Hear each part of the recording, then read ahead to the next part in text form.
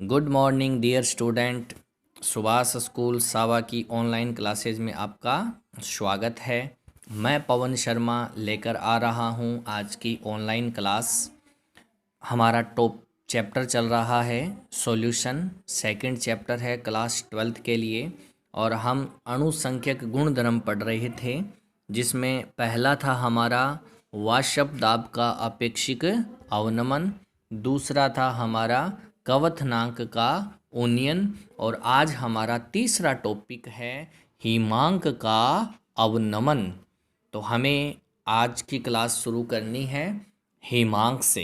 हिमांक किसे कहते हैं? हिम प्लस अंक। हिम का मतलब होता है बर्फ, यानी नॉर्मल सिंपल सी लैंग्वेज में हम समझते हैं कि वह टेम्परेचर जिस पर किसी द्रव या ठोस अवस्था का वाष्प दाब समान होता है उसे द्रव का हिमांक कहते हैं। यूँ कह सकते हैं वह ताप जिस पर कोई द्रव ठोस में बदलता है, वह ताप क्या कहलाता है? हिमांक। द्रव जो होता है उसका वाष्प दाब अधिक होता है और वह जब ठोस में बदल जाता है तो उसका वाष्प दाब कम हो जाता है, क्योंकि अणु जो होते हैं वो पास पास आ जाते हैं, इसलिए वाष्प दाब में कमी आती है। यहाँ विलायक में अवाष्पशील विलय घोलने पर उसका वाष्प दाब कम हो जाता है, क्योंकि जब हमने इसमें ठोस विलय डाला तो ठोस विलय द्रव विलायक के वाष्प दाब में कमी करेगा, अतः इसका वाष्प दाब कम हो जाता है और इसका वाष्प दाब कम ताप पर ही ठोस विलायक के वाष्प दाब के बराबर हो जाएगा और विलयन का हिमांक शुद्ध विलायक के हिमांक से कम होगा। हिमांक में यह कमी हिमांक का अवनमन कहलाती है।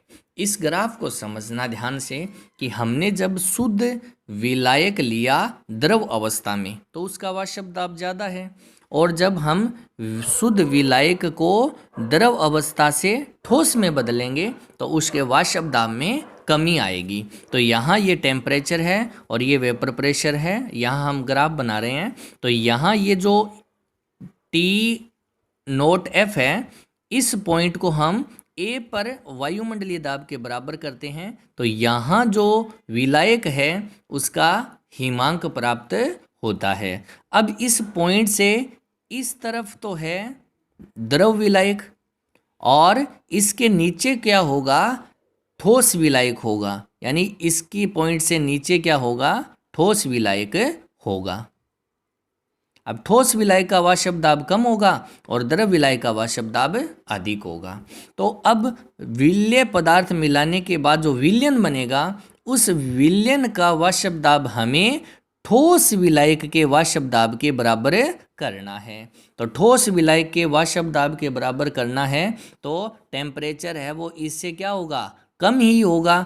तो ये टेम्परेचर था शुद्ध विलायक के लिए और ये टेम्परेचर किसके लिए है? विलयन के लिए। यहाँ क्या है? विलयन है। ये पॉइंट किसके लिए है? विलयन के लिए। तो ये विलयन के लिए है और ये वाला किसके लिए है? विलायक के लिए। तो विलयन का वाष्प दाब ठोस विलायक के वाष्प दाब के बराबर करना है तो यहाँ तो है द्रव विलायक और यहाँ क्या है? ठोस विलायक। तो इस पॉइंट पर वाष्प दाब में भी कमी है और टेम्परेचर की भी शुद्ध विलायक से कम है, इसलिए ये जो टेम्परेचर कम हुआ है वह क्या कहलाता है? हिमांक का अवनमन कहलाता है। यही बात यहाँ तक समझनी थी। आगे का जो डेरिवेशन है वो कवथनांक उन्नयन के इक्वल ही है, बराबर ही है। कैसे? कि जो हिमांक में कमी आई वो कैसे निकालेंगे? कि शुद्ध विलायक का हिमांक माइनस विलयन का हिमांक, तो ये जो कमी आएगी वो हिमांक में अवनमन कहलाएगी। ये इक्वेशन 1। और जो वाष्प दाब में कमी आई वो किसकी वजह से आई? अवाष्पशील विलय की वजह से। तो राउल्ट के नियम के अनुसार वाष्प दाब में कमी किसके समानुपाती होती है? अवाष्पशील विलेय की मोल भिन्न के समानुपाती होती है। समानुपाती का निशान हटाएंगे, क्या आएगा? के। और हम जानते हैं कि एक्स बी बराबर क्या होता है? बी के मोल अपॉन टोटल मोल। और मोल का फॉर्मूला क्या होता है? दिया गया द्रव्यमान अपॉन मोलर द्रव्यमान। तो बी का दिया गया द्रव्यमान अपॉन बी का मोलर द्रव्यमान। इसी प्रकार ए का मोल निकाल लेंगे। यहाँ डेल टी एफ बराबर क्या हो जाएगा? ये एन बी और एन ए के मान रख देंगे। एन बी और एन ए के मान रखने के बाद में हमने कल की क्लास में क्या पढ़ा था कि जो तनु विलयन होता है, डाइल्यूट सॉल्यूशन होता है, उसमें विलाय के मोल है वो बहुत ज़्यादा होते हैं, विलय के मोल बहुत कम होते हैं। इसलिए हर में हमने क्या किया? विलय के मोल को नगण्य मानकर छोड़ दिया। तो एन के मोल को हर में नगण्य मानकर छोड़ देते हैं। तो फॉर्मूला ये प्राप्त हो जाता है डेल टी एफ के W B upon M B upon W A upon M A. फॉर्मूले को सही लिखते हैं तो ये फॉर्मूला हमें प्राप्त हो जाता है, जो कि इक्वेशन 5 कहलाती है। मोललता का फॉर्मूला क्या होता है कि दिया गया जो द्रव्यमान है विलय का अपॉन उसका मोलर द्रव्यमान और इकाई विलायक के किलोग्राम में। तो 1 केजी विलायक में हम जो मोल लेते हैं वो मोललता कहलाती है। तो यहाँ हम मोललता लिख देंगे, इस फॉर्मूले की जगह मोललता आ जाएगा। कल हमने पढ़ा था कि K इंटू एम ए बराबर किस कांस्टेंट के बराबर होता है? के एफ के, क्योंकि वहाँ क्या था? के बी था और यहाँ क्या हो जाएगा? के एफ हो जाएगा। तो डेल टी एफ बराबर क्या हो जाएगा? के एफ इंटू एम। के एफ यहाँ मोलल अवनमन स्थिरांक है, इसे बोलेंगे क्रायोस्कोपिक कांस्टेंट। मात्रक क्या हो जाएगा? वही मात्रक होगा केल्विन केजी पर मोल। ठीक है। अब डेल टी एफ का फॉर्मूला अगर हमें इस तरीके से लिखना हो कि अगर डब्ल्यू ए जो विलायक का द्रव्यमान है वो ग्राम में दिया हो तो 1000 का भाग देकर उसे किस में बदल लेंगे? किलोग्राम में। तो ऊपर क्या आ जाएगा? 1000 आ जाएगा।